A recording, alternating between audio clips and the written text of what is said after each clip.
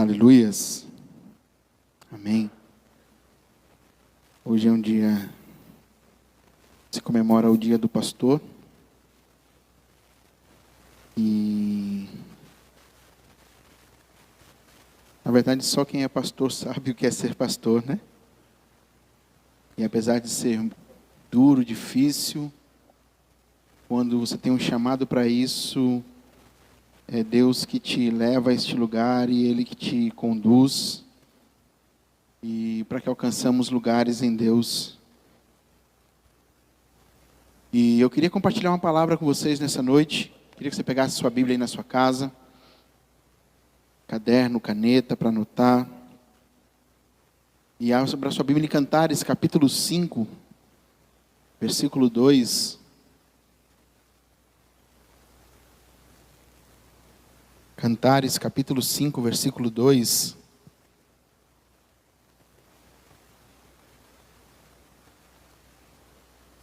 E se eu fosse dar um tema para essa palavra hoje, seria a Igreja Gloriosa.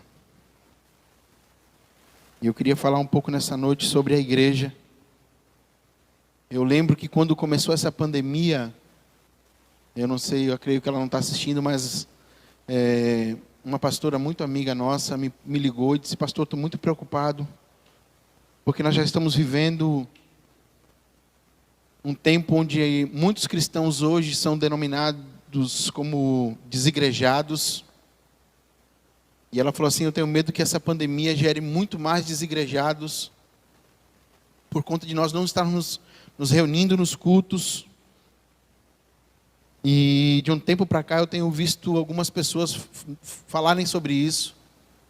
E tem uns 15 dias uma pessoa disse para mim: não, eu não volto mais para os templos, agora eu só cultuo na minha casa, porque Deus quer que a gente cultue em casa. A igreja está isso, a igreja está aquilo, as pessoas estão isso, as pessoas estão aquilo. E eu queria ver com você hoje um pouquinho o que a palavra diz sobre isso e o que ela diz sobre a igreja. Então abra aí Cantares capítulo 5, versículo 2, diz assim: eu dormia, mas o meu coração velava. E eis a voz do meu amado que estava batendo.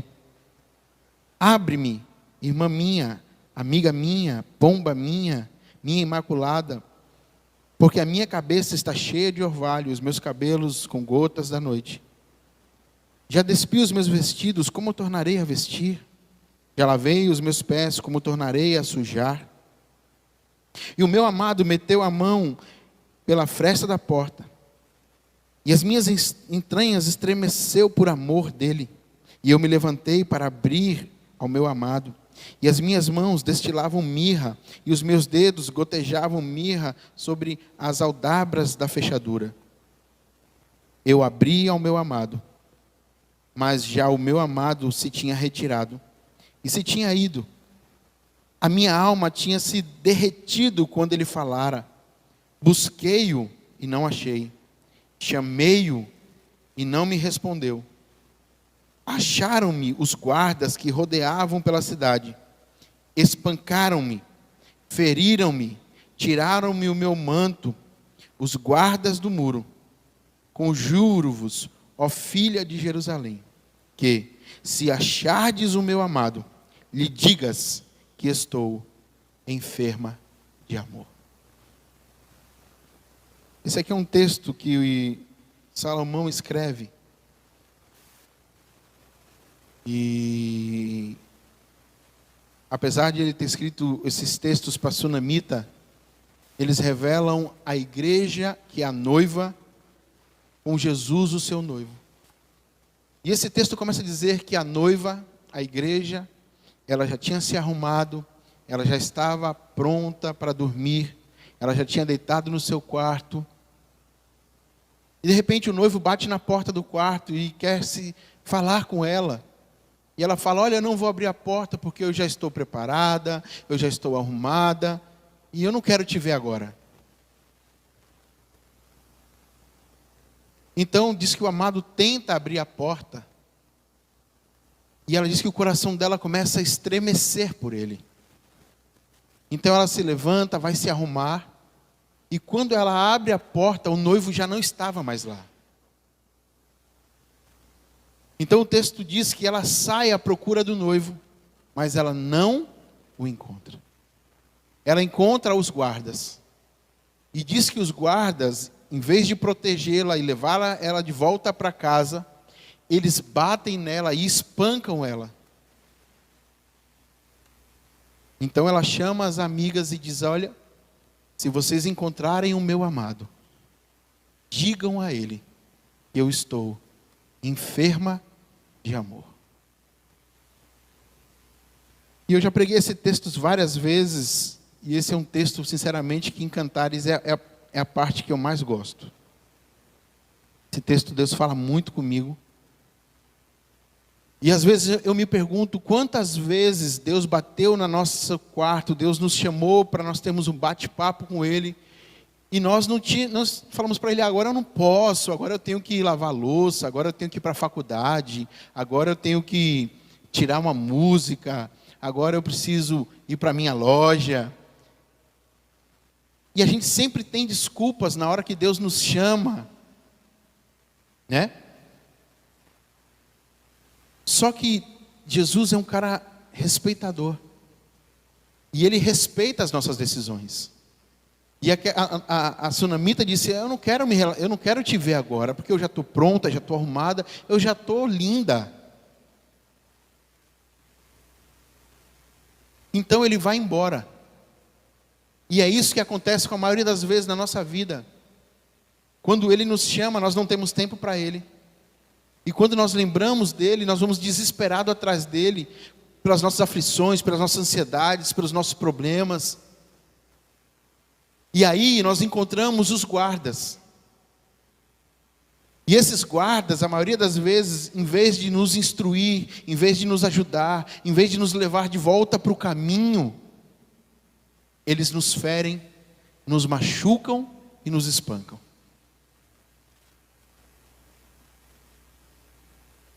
E hoje eu fico vendo que as pessoas, as desigrejadas, elas são essas pessoas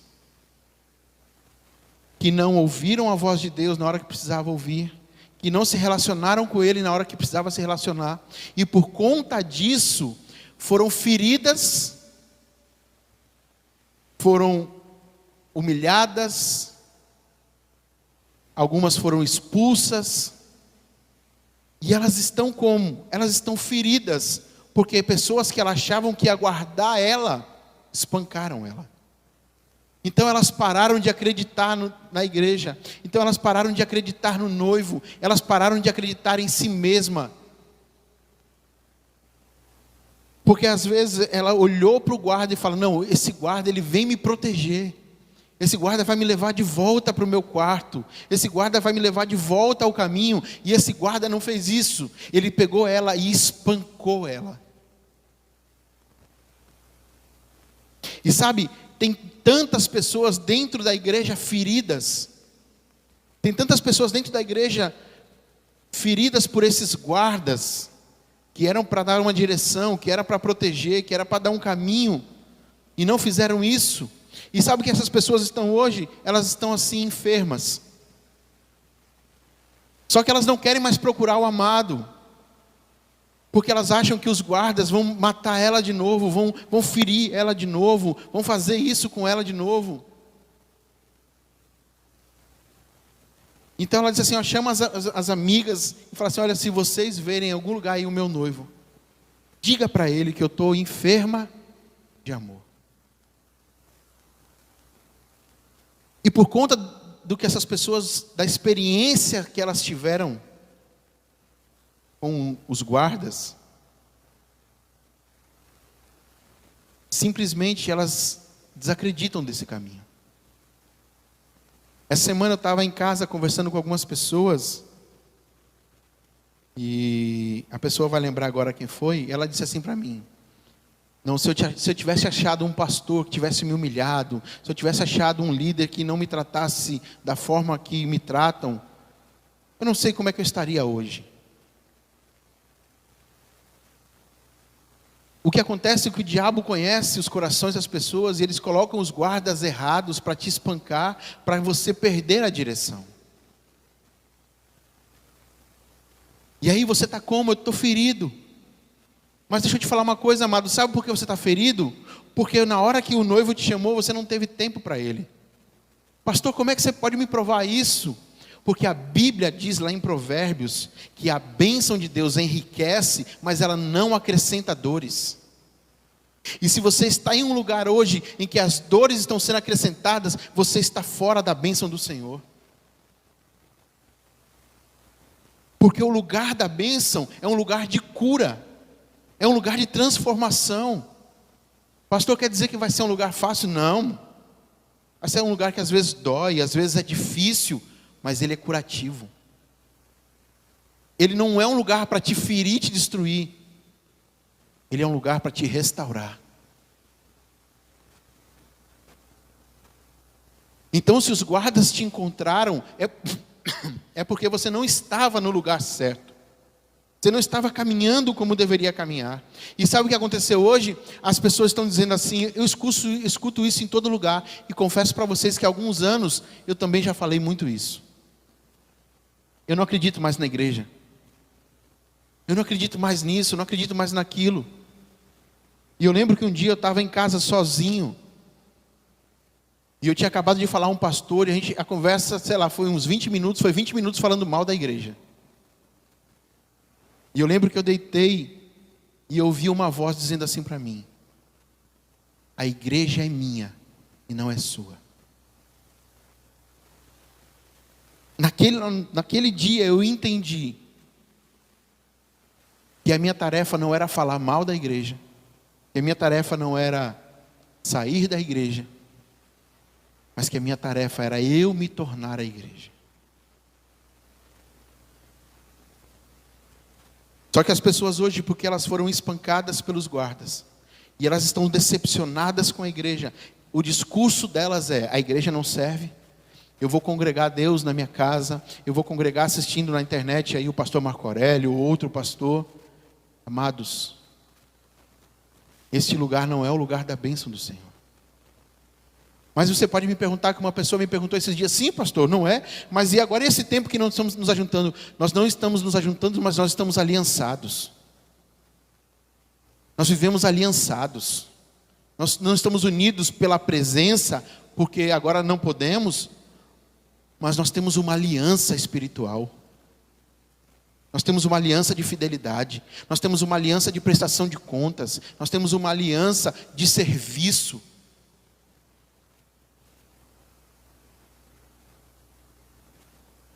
Hebreus capítulo 10, versículo 25. Hebreus 10, 25 diz assim: não deixemos de nos reunirmos como igreja.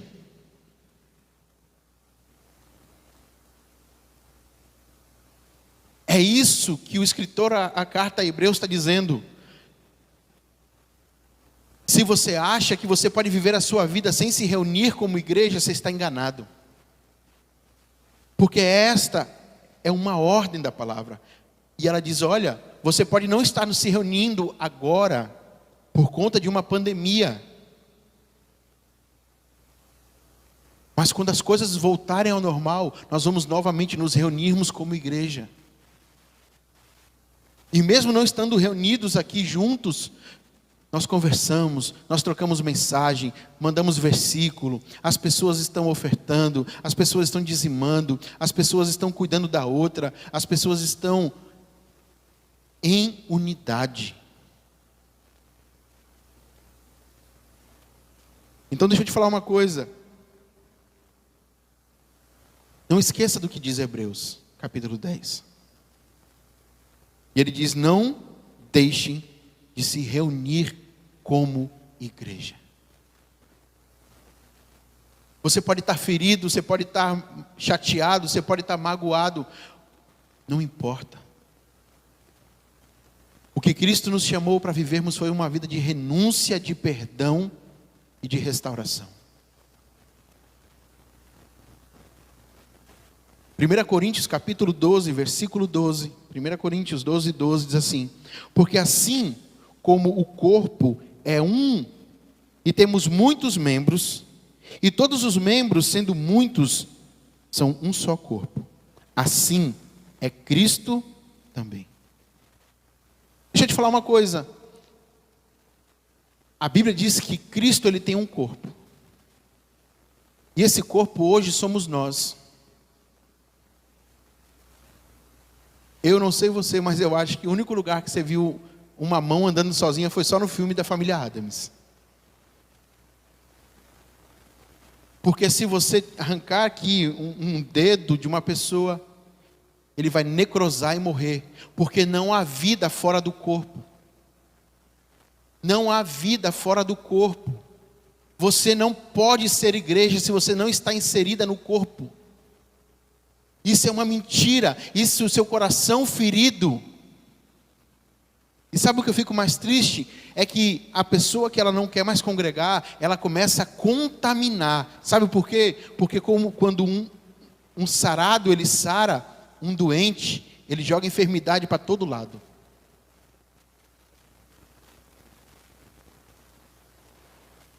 E agora está tendo os ajuntamentos dos enfermos. Eles ficam no WhatsApp, falando mal da igreja, criticando as igrejas, criticando os pastores, criticando o sistema.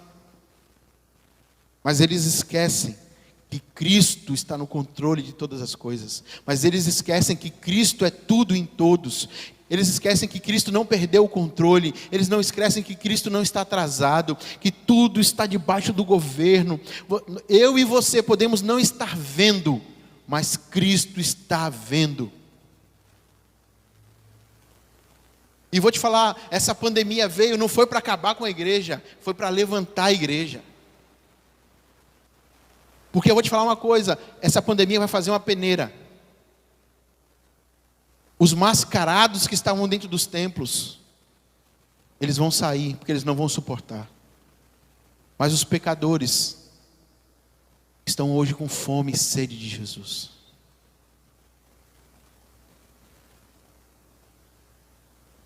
Muitos que estavam dentro da igreja, eles vão sair. Porque na verdade eles nunca pertenceram. Mas muitos que estão lá jogados nas trevas, eles serão transportados para o reino do Filho do seu amor. Porque eles querem participar de um corpo, eles querem ser alguém, eles querem ser algo. Porque não há vida fora do corpo. A Bíblia diz que o salário do pecado é a morte, e o pecado nos afasta do corpo de Cristo. A Bíblia diz: o que me separa de Deus? Os nossos pecados. É os nossos pecados que fazem separação entre nós e o nosso Deus.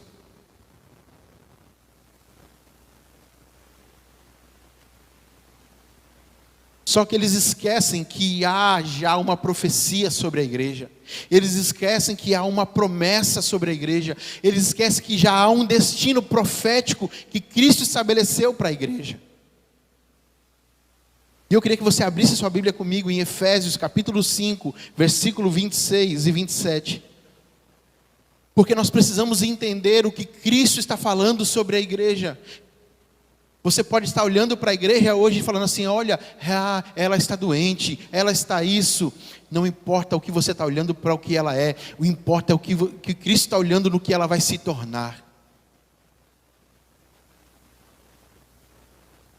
Efésios 5, 26 diz assim: a fim de santificá-la, quem é a igreja, tendo-a purificado com o lavar da água por meio da palavra, e para apresentá-la a si mesmo, como que? Como igreja. Como vai ser essa igreja? Gloriosa, sem mancha, sem ruga, e sem qualquer outra imperfeição, mas santa e inculpável. Isso é a igreja de Cristo. Isso é a igreja que eu e você talvez não estejamos enxergando, mas Cristo já viu ela na eternidade. E as coisas que estão acontecendo hoje, estão acontecendo para a igreja se tornar o que é a essência dela, para ela se tornar o que Cristo já viu ela na eternidade, porque ela vai ser isso, ela será uma igreja gloriosa. Ele será um corpo glorioso. Ela será uma noiva perfeita para se casar nas bodas do Cordeiro. Então deixa eu te falar uma coisa. Se você hoje está desacreditado na igreja, me desculpa. mas você está com a mentalidade totalmente errada. Porque Cristo já viu a noiva dele na eternidade. E Ele a viu gloriosa. E Ele a viu sem mancha, sem rugas, sem qualquer imperfeição. Sabe quem é esse? Eu e você, amados. Nós somos a igreja. Nós estamos nos tornando cada dia mais, de glória em glória, santas, perfeita. Porque nós vamos nos casar com o amado da minha alma. Sabe? Não é sobre o que você acha, é sobre o que Ele já estabeleceu. Não é sobre as suas dores, não é sobre as suas decepções, é sobre o que Cristo estabeleceu na eternidade.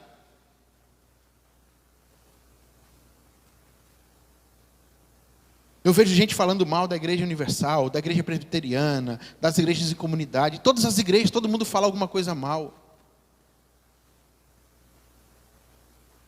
Mas não é mais tempo de falar mal, é tempo de se tornar. Porque a igreja somos nós, membros vivos, e não membros mortos. E nós precisamos todos os dias nos tornarmos ela. Nos tornarmos seres vivos, que são a imagem de Deus, a imagem dEle, que vivem para Ele. Apocalipse, capítulo 19, versículo 7. Abra aí. Esses são textos proféticos sobre a igreja. E você precisa entender que não é o que você quer que ela seja, mas é o que Cristo já decretou sobre ela. Então Apocalipse 19, 7 diz assim: alegremo-nos, e exultemos, e demos glória a Ele, porque chegou a hora das bodas do Cordeiro, e a noiva já está preparada. Aqui está falando do futuro, do encontro de Cristo com a sua noiva. E sabe o que ele está dizendo? Que a noiva está preparada. Versículo 8: para vestir-se, foi providenciado linho fino, puro e resplandecente. E aí ele diz assim: o linho fino representa os atos de justiça dos santos. Deixa eu te falar uma coisa, amados. Em vez de falar mal da igreja, em vez de você sair da igreja, comece a produzir atos de justiça. Porque são os nossos atos de justiça que vão providenciar o vestido de noiva mais lindo da eternidade.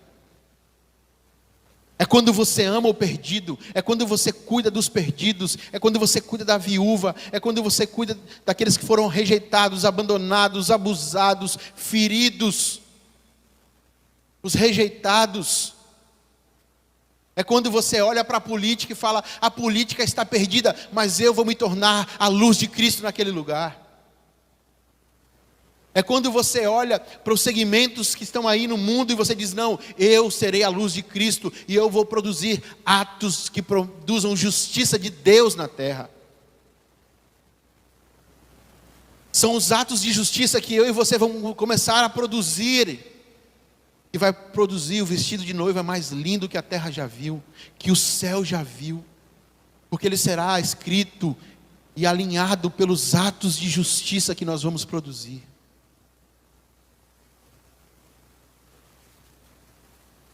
Então deixa eu te falar uma coisa.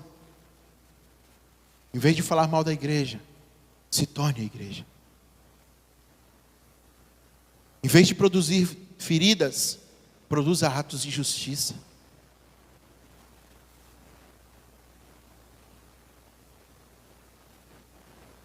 Se você conhece alguém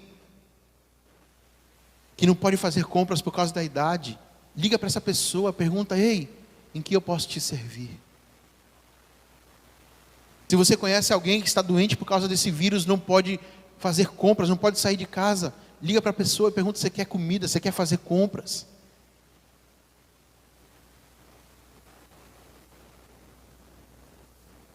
Porque isso são atos de justiça. Isso são atos que revelam o amor e a glória de Deus. Esse tempo não é o tempo de produzir mais feridas, de desacreditar, não. É o tempo de nos firmarmos na palavra, é o tempo de alicerçarmos a nossa fé, e é o tempo de começarmos a produzir esses atos de justiça.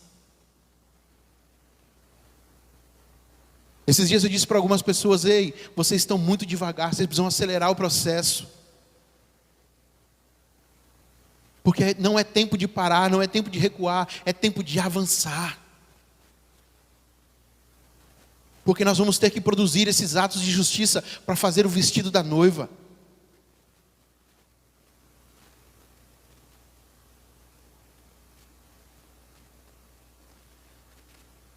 Volte agora para Cantares, capítulo 6, versículo 10.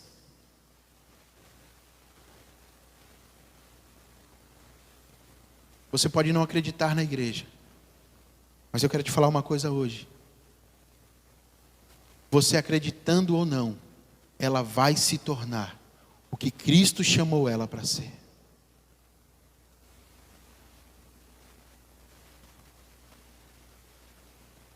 Cantares capítulo 6, versículo 10, diz assim. E ele começa a fazer uma pergunta. E a pergunta diz assim: quem é essa? Quem é essa? Que ela aparece como a alva do dia, bonita como a lua, pura como o sol, impressionante como um exército com bandeiras.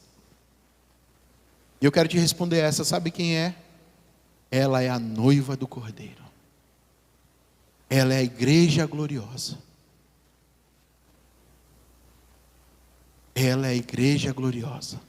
A noiva sem mancha, sem máculas, sem rugas, adornada e vestidas com atos de justiça, com um linho fino e puro, onde as nações vão olhar para ela, e quando olhar para a beleza dessa noiva, elas vão se perguntar: quem é essa? E o Cordeiro vai dizer: essa é minha noiva, é essa que eu quero passar a eternidade.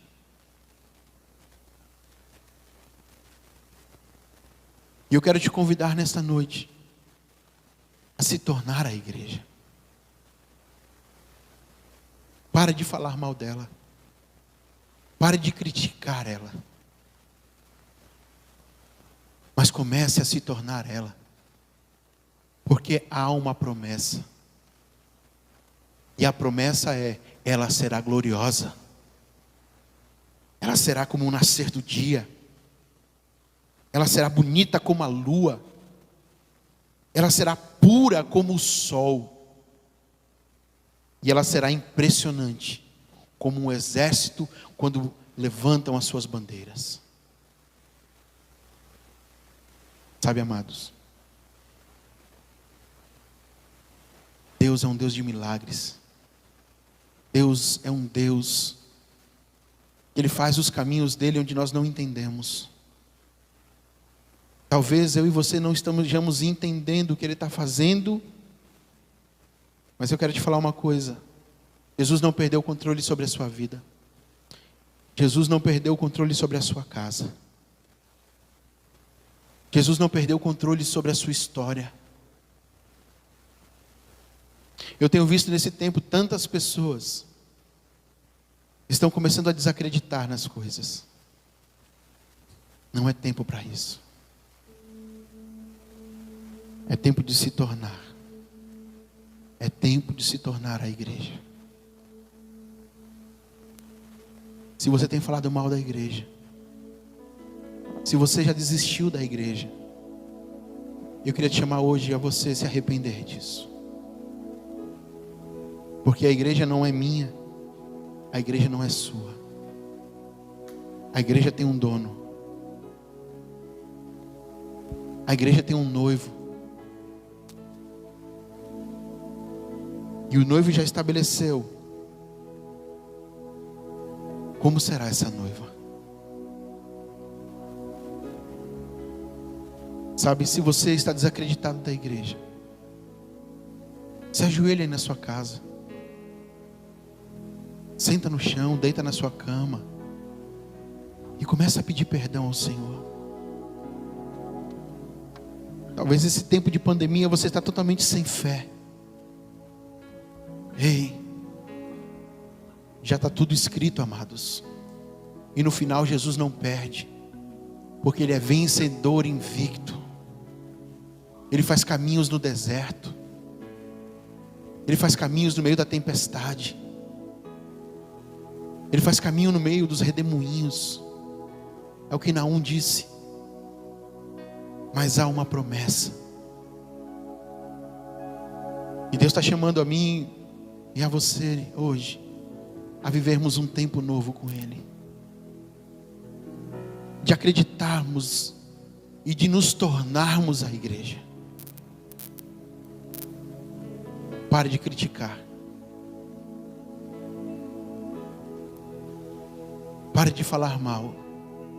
E comece a se tornar uma igreja gloriosa. Comece a produzir atos de justiça. Aleluias. Coloque a mão no seu coração, na sua casa. E diz: Jesus, me ensina a ver com os seus olhos, a sentir com o teu coração, a viver a tua vida em mim. Porque Cristo é a esperança da glória. Cristo é a esperança da glória. Nos perdoe, Jesus. Nos perdoe, Jesus, porque nós não temos acreditado no que você já acreditou. Porque nós não temos nos tornado o que você já decretou para nós nos tornarmos. Perdoa-nos de quantas vezes nós falamos mal da igreja. De quantas vezes nós não acreditamos mais na igreja. Quantos filhos de pastores hoje que eu conheço que não acreditam mais na igreja porque foram feridos pelos guardas. Mas o Espírito Santo visita agora o coração de cada um que está assistindo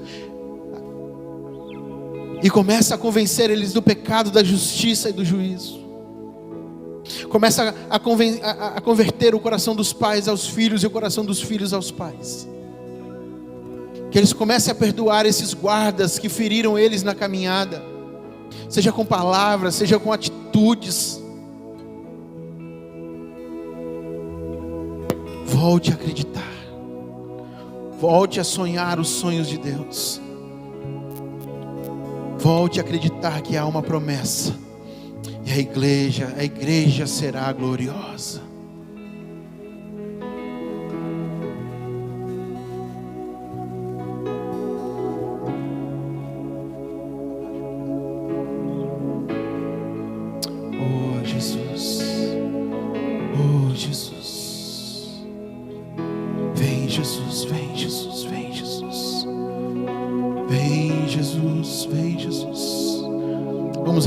Vamos adorar, levante a sua voz na sua casa.